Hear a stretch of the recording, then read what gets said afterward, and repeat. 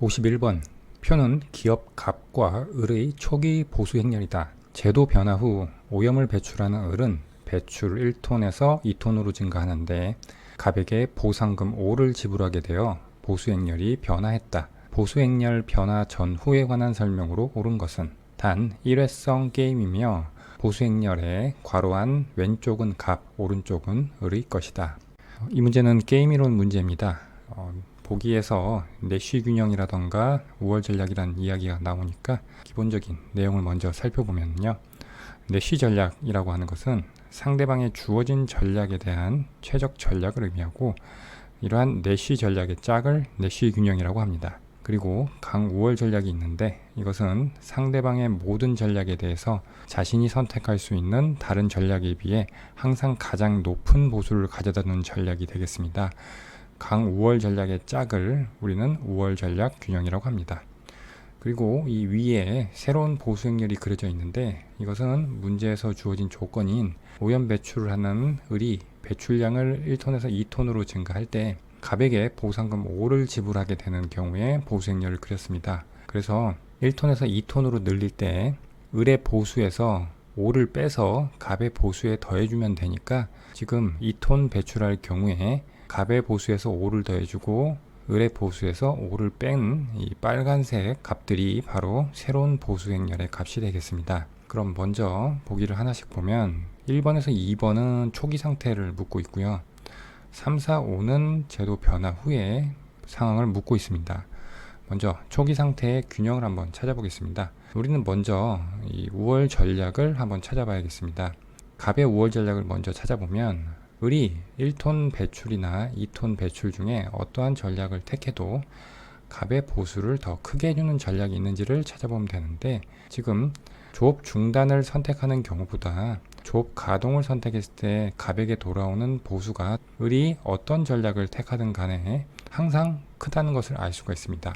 그래서 갑의 입장에서는 강우월 전략은 조업 가동이 되겠고요. 을의 우월 전략을 찾아보면 갑이 어떤 전략을 택하든 을의 보수를 더 크게 해주는 전략이 있는지를 찾아보면 1톤 배출할 경우보다 2톤 배출할 때 보수가 둘 다 커짐을 알 수가 있습니다. 따라서 을 입장에서의 우월 전략은 2톤을 배출하는 전략입니다. 그렇게 되면 갑이 조업 가동을 택하고 을이 2톤 배출을 택하는 전략의 짝이 우월 전략 균형이 되겠습니다. 그래서 우월 전략 균형의 보수는 지금 3,8이 되겠고요.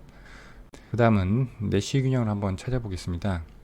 내쉬 균형은 우월 전략 균형을 포함하고 있기 때문에 지금 조업 가동과 2톤 배출의 조합은 우월 전략 균형이면서 내쉬 균형이 되겠습니다. 일단 내쉬 균형은 하나가 있고요. 그 다음 이 경우를 한번 볼까요? 1톤 배출이면서 조업 중단인 경우, 만약 이 상황에서 을이 1톤 배출을 택했다고 했을 때 갑의 입장에서는 조업 중단보다는 조업 가동을 택하는 것이 내쉬 전략이 됩니다. 따라서 조업 중단과 1톤 배출의 전략의 짝은 내쉬 균형이 될 수가 없고요. 그리고 갑이 조업 가동을 택했다고 했을 때 을 입장에서는 1톤 배출보다는 2톤 배출이 보수를 더 크게 해주니까 2톤 배출이 내쉬 전략이 되겠습니다. 그리고 을이 2톤 배출을 택할 때 갑 입장에서는 조업 가동이 더 보수를 크게 해주니까 조업 가동이 내쉬 전략이 되겠고요. 따라서 조업 가동과 2톤 배출의 짝만이 이 게임의 유일한 내쉬 균형임을 알 수가 있습니다. 그래서 보수 행렬 변화 전에는 내쉬 균형과 우월 전략 균형이 하나만 존재하게 되겠습니다. 보기 1번 초기 상태의 내쉬 균형은 조업 중단과 2톤 배출의 전략 조합의 짝이다. 조업 중단이 아니라 조업 가동이죠. 2번 초기 상태의 갑과 을의 우월 전략은 없다. 갑은 조업 가동, 을은 2톤 배출이 우월 전략이었습니다. 그 다음 3번부터는 제도 변화 후에 보수 행렬을 가지고 살펴보면 되겠습니다. 오른쪽을 보면 먼저 갑의 우월 전략을 찾아보겠습니다. 갑의 우월 전략은 을이 1톤 배출을 하든 2톤 배출을 하든 조업 가동을 택했을 때가 우월 전략임을 알 수가 있습니다.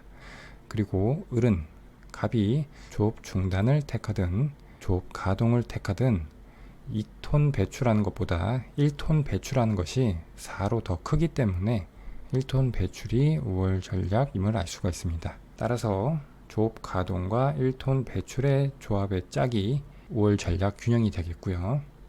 그 다음 내시 균형을 한번 찾아보면 이것은 5월 전략 균형이면서 내시 균형이 되겠고요. 만약 을이 1톤 배출을 택하고 있다고 했을 때 갑은 조업 중단보다는 조업 가동을 택하니까 조업 가동이 을이 1톤 배출을 했을 때 내시 전략이 되고요. 그리고 갑이 조업 가동을 택했을 때는 을의 입장에서는 2톤 배출보다는 1톤 배출이 더 큰 보수를 주니까 1톤 배출이 내시 전략이 되겠습니다. 지금 5,3이라던가 8,3 같은 경우에는 내시 균형이 될 수가 없는데 먼저 5,3은 을이 2톤 배출을 택하고 있다고 할 때 갑은 조업 중단보다는 조업 가동을 택하는 것이 더 보수를 크게 해주니까 지금 이 조합은 내시 균형이 될 수가 없고요. 그리고 이 8,3 같은 경우에도 을의 입장에서는 1톤 배출로 전략을 옮길 요인이 있으니까 역시 내시 균형이 될 수가 없습니다. 따라서 제도 변화 후에도 내시 균형과 5월 전략 균형이 조업 가동과 1톤 배출 전략의 짝으로 하나만 존재함을 알 수가 있습니다. 3번 제도 변화 후 갑의 5월 전략은 있으나 을의 5월 전략은 없다. 을의 5월 전략이 1톤 배출이었죠.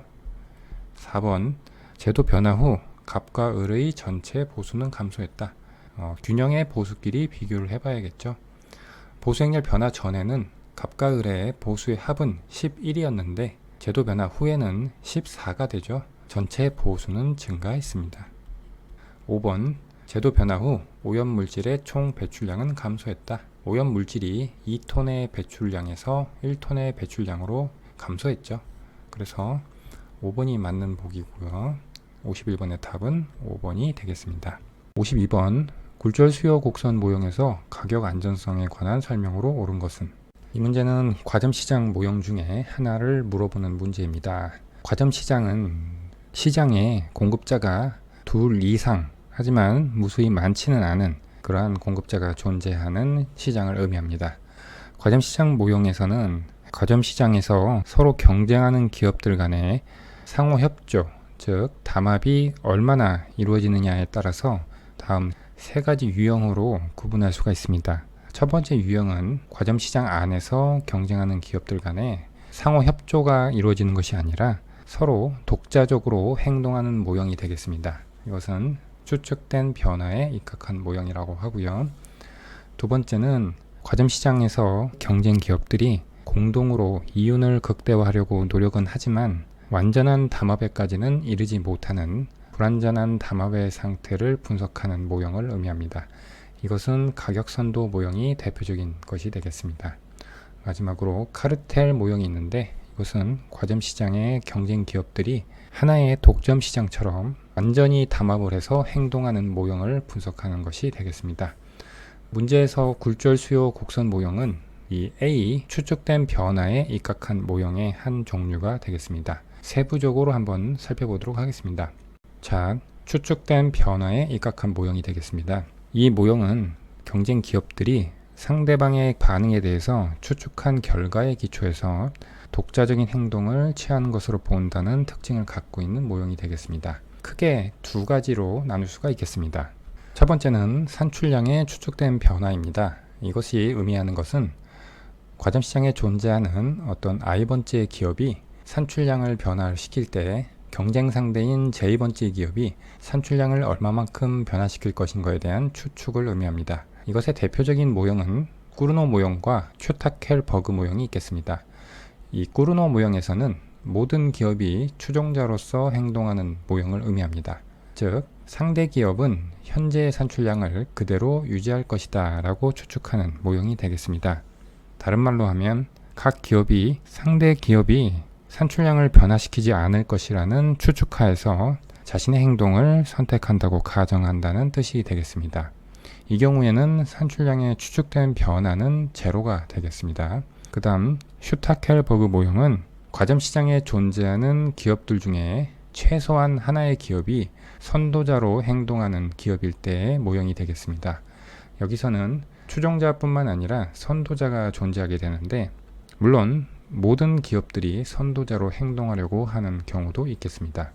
여기서 선도자라고 하는 것은 앞에서 이야기한 상대방의 선택에 따라 대응하는 수동적인 태도를 보이는 추종자가 아니라 상대방의 반응을 미리 짐작하고 자신에게 가장 유리한 선택을 먼저 택하는 기업을 의미합니다.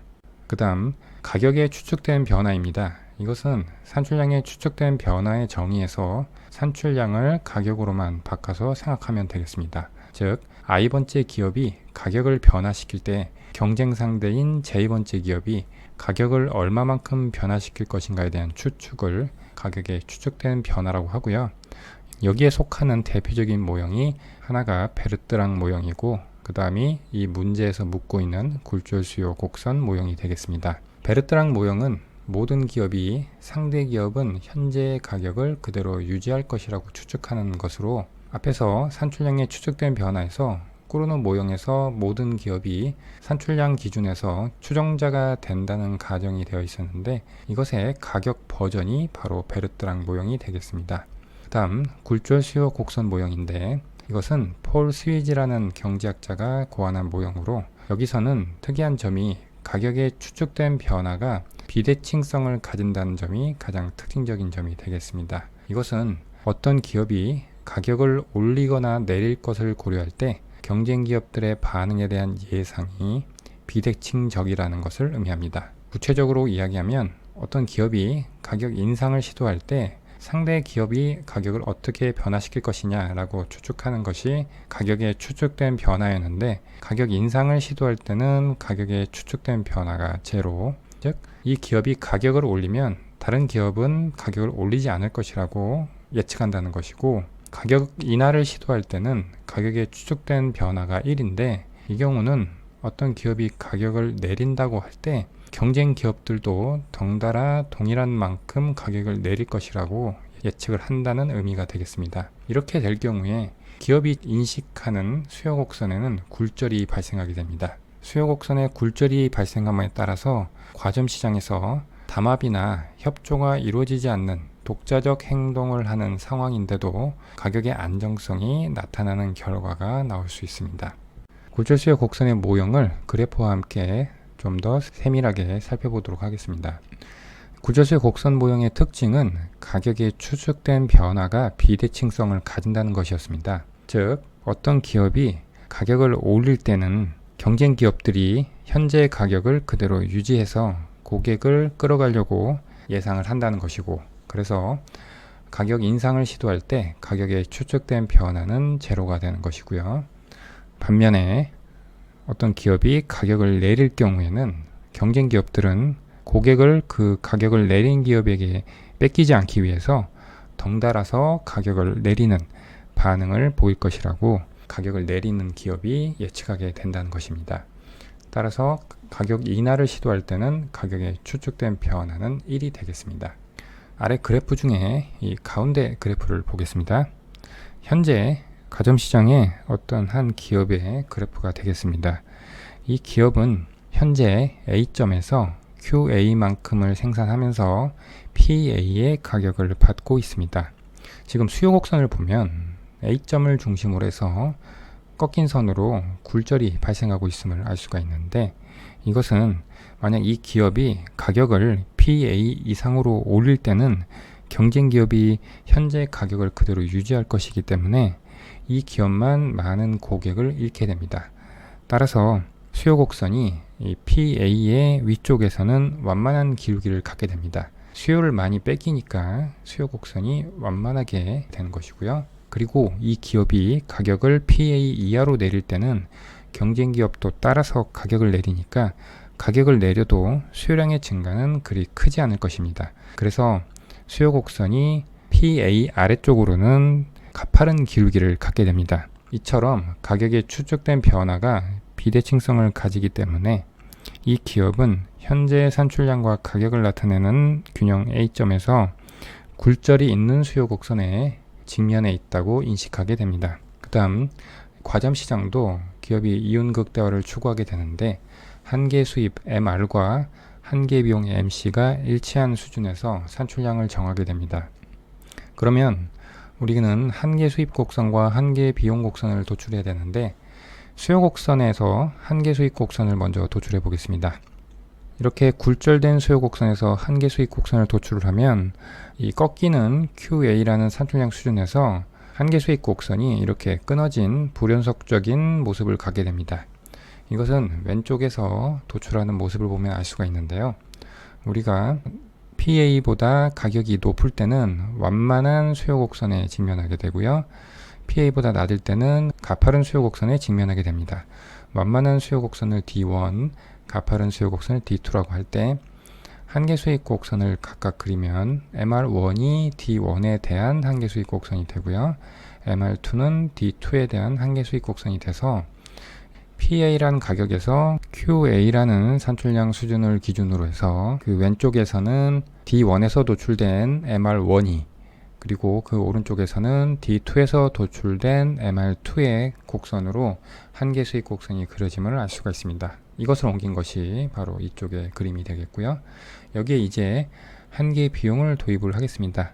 일반적으로 U자형의 한계 비용 곡선을 그려봤습니다. 그런데 수요 곡선이 굴절해서 한계 수익 곡선이 이렇게 불연속하게 나타나다 보니까 지금 이 B점과 C점 사이에서 한계 비용 곡선이 움직일 때는 QA라는 산출량 하에서 가격이 PA로 항상 일정하다는 것을 알 수가 있습니다. 과점 시장에서 굴절 수요가 나타나는 경우에 과점 시장의 기업들 간의 상호 협조, 담합이 일어나지 않음에도 가격이 안정적인 모습을 나타내고 있음을 살펴봤습니다. 다시 보기로 돌아와서 하나씩 살펴보겠습니다. 1번, 기업이 선택하는 가격에 대한 예상된 변화, 이게 가격의 추측된 변화죠. 대칭적이기 때문이다. 비대칭성을 가지기 때문에 굴절 수요가 발생하게 되는 것이죠. 2번, 기업은 서로 담합하지 않습니다. 가격의 안정성을 확보한다. 3번, 일정 구간에서 비용의 변화에도 불구하고 상품 가격은 안정적이다. 오른쪽 그래프에서 한계 비용이 변화를 해도 불연속적인 MR 곡선 사이에서 움직인다면 상품 가격은 PA로 안정적이죠. 3번이 맞는 보기가 되겠고요. 4번, 경쟁 기업의 가격 인상에만 반응한다고 가정한다. 경쟁 기업의 가격 인상이 아니라 가격 인하에만 반응을 하는 것이죠. 가격을 인하하는 기업에게 고객을 뺏기지 않기 위해서 자신들의 가격도 덩달아 낮추는 행태를 보인다고 설명을 했습니다. 5번, 비가격 경쟁이 증가하는 현상을 설명한다. 이 비가격 경쟁이라고 하는 것은 독점적 경쟁 시장에서 나타나는 현상이 되겠습니다. 그래서 5번도 틀린 보기가 되겠습니다. 따라서 52번의 답은 3번이 되겠습니다. 53번, 기업 값과 을만 있는 상품 시장에서 두 기업이 꾸르노 모형에 따라 행동하는 경우에 관한 설명으로 옳은 것을 모두 고른 것은 단 생산 기술은 동일하다. 또 과점 시장 문제네요. 기업이 두 기업만 존재하니까 복점 시장이 되겠고요. 꾸르노 모형이라고 했으니까 이것은 바로 앞의 52번에서 살펴본 추측된 변화에 입각한 모형, 즉 과점 시장에 존재하는 경쟁 기업들 간에 독자적으로 행동하는 모형의 종류가 되겠고요. 얘는 산출량의 추측된 변화가 0인 모형이었죠. 그래서 여기에 존재하는 기업들은 모두 추종자로서 행동을 한다고 했습니다. 우리가 앞에서 이렇게 과점 시장의 모형을 유형화해서 살펴볼 때 추측된 변화에 입각한 모형, 즉 독자적으로 과점 시장 안에 경쟁 기업들이 행동한다는 모형 중에서 산출량의 추측된 변화에 관한 모형으로 꾸르노 모형이 있었죠. 여기서 모든 기업이 추종자가 되고 산출량의 추측된 변화가 제로, 상대 기업이 현재 산출량을 그대로 유지할 것이라고 추측하는 모형이었습니다. 그 다음 보기들을 하나씩 보면 기업 값과 을이 생산량을 결정하면 그대로 유지될 것이라고 추측한다. 이게 바로 산출량의 추측된 변화가 제로라는 가정이었죠. 기억은 맞는 보기고요. 니은 값과 을은 생산량 결정에서 서로 협력한다. 독자적으로 행동하는 모형이죠. 틀린 보기고요. 디귿 값과 을 두 기업이 완전한 담합을 이루는 경우와 꾸르노 균형 결과는 동일하다. 지금 완전한 담합을 이루는 경우는 카르텔 모형이었죠. 이것은 카르텔 모형과 꾸르노 균형의 결과가 동일한지를 묻고 있는데 간단한 수치적 예를 통해서 한번 살펴보겠습니다. 니을 추가로 기업이 시장에 진입하는 경우 균형 가격은 한계 비용에 접근한다. 현재 갑과 을 두 기업만 존재하고 있는데 여기에 추가적으로 기업이 시장에 진입하는 경우, 극단적으로 많이 진입하는 경우에는 완전경쟁 시장이 되는데 우리는 완전경쟁 시장에서 가격과 한계 비용이 일치한다는 것을 알고 있습니다. 즉 복점 시장의 꾸르노 모형에서 기업이 추가적으로 시장에 계속 진입을 해서 완전경쟁 시장에 가까워지면 가격은 한계 비용에 접근하게 됩니다. 리을은 맞는 보기고요. 그러면 디귿을 수치 예를 통해서 한번 살펴보도록 하겠습니다. 간단한 수치를 통해서 한번 살펴보도록 하겠습니다. 어떤 산업의 수요 곡선이 이와 같이 식이 주어져 있고요. 그리고 문제에서 생산 기술이 기업 간에 동일하다고 했으니까 우리는 가정의 단순화를 위해서 한계 비용이 제로라고 하겠습니다. 먼저 완전경쟁 시장에서는 어떤 균형이 달성되는지 한번 보면, 완전경쟁 시장에서는 가격과 한계 비용이 같아야 됩니다. 그래서 수요 곡선에서 도출되는 P의 식과 MC 0을 같게 놓으면 시장 균형 생산량은 30이 되고요. 그 다음 독점 시장인데 이것은 카르텔 모형을 의미하죠. 시장에 존재하는 기업들 간에 완전한 담합이 이루어져서 하나의 기업과 같이 행동하게 되는 모형이 되겠습니다. 독점 시장에서는 한계 수입과 한계 비용을 일치시키는 것이 이윤 극대화의 조건이니까, 한계 수입 곡선은 수요 곡선식이 직선이니까 P에 대해서 정리했을 때 기울기를 2배를 하면 그것이 한계 수익 곡선이 되죠. 얘가 한계 비용과 같다고 놓으면 시장 균형 생산량은 15가 나옵니다. 완전경쟁 시장보다 생산량이 확 줄었다는 것을 알 수가 있죠. 그 다음 복점 시장 꾸르노 모형인데 갑과 을이 존재하고 있고 갑과 을의 생산량을 각각 Q1과 Q2라고 할 때 전체 시장 생산량은 Q1과 Q2의 합이 되고요. 여기서는 각 기업의 반응 곡선을 구해야 됩니다. 반응 곡선은 각 기업의 이윤 극대화 식에서 도출이 되는데 기업 갑의 이윤을 파이1이라고 하면 파이1은 P 곱하기 Q1에서 평균 비용 AC 곱하기 Q1이 되는데 이게 총 비용이죠. 그런데 한계 비용이 0이라고 했고 고정 비용이 없다고 가정을 하고 평균 비용도 0이라고 하겠습니다. 그렇게 되면 이 총 수입만 남게 되는데 P 자리에다가 우리는 수요 곡선을 대입을 하면 이와 같이 정리가 되고요.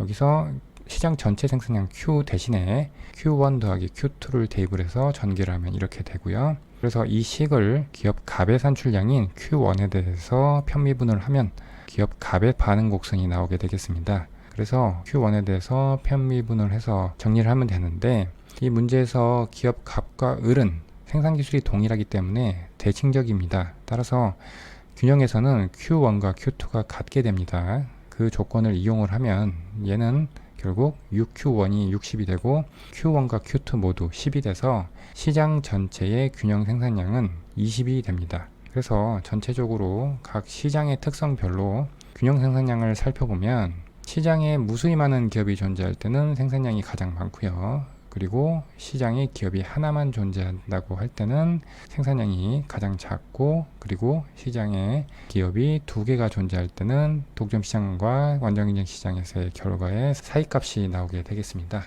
보기 디귿에서 갑을 두 기업이 완전한 담합을 이루는 경우, 이것은 이 두 번째 경우가 되겠죠. 이 경우와 꾸르노 균형의 결과, 세 번째 경우죠. 이 균형의 결과는 동일하지가 않죠. 그래서 디귿은 틀린 보기가 되겠습니다.